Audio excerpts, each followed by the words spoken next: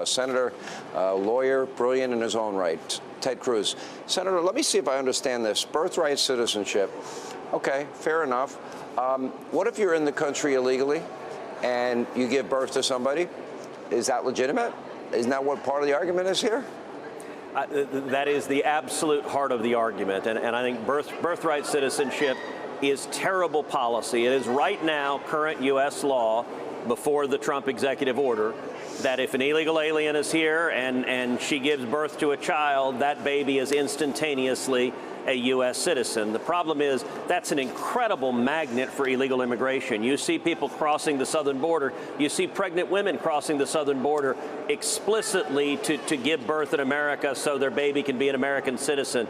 We also have this phenomenon called birth tourism, where you have people from foreign countries, people from China, come to the United States when a woman happens to be 8 or 9 months pregnant and come here to give birth so the baby has American citizenship. That is an abuse of our laws. And so I have long supported ending birthright citizenship. In fact, I filed legislation in the Senate to end birthright citizenship. And that's what President Trump is trying to do as well. All right.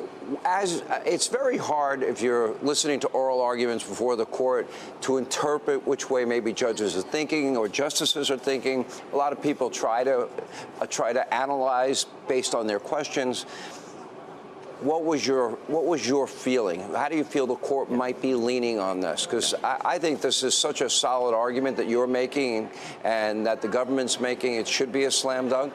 You're not here legally. You don't have the same legal rights. You don't have those constitutional protections that liberals and the left are claiming. Yeah.